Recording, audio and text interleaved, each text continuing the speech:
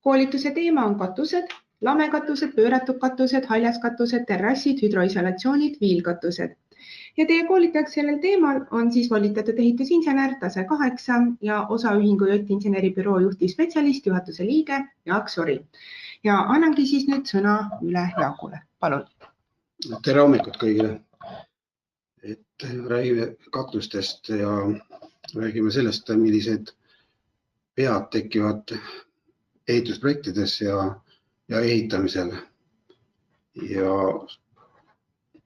siin algame siis ehitusseadustikust, räägime lühidalt sellest ja siis käsitleme ka neid katuse norme, nõudeid, juhendeid, mis on, nagu ütleme, et meil Eestis ja mis on mujal maailmas.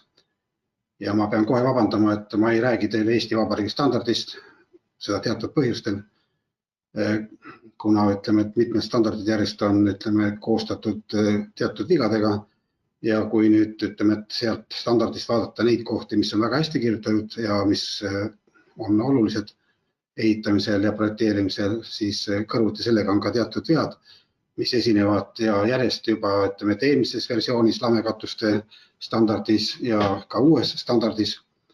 Ja selle tõttu ma käsitlen ainult neid nõudeid, mis on ütleme, et meil rüllis ja rüllist tulenevast heas tavas.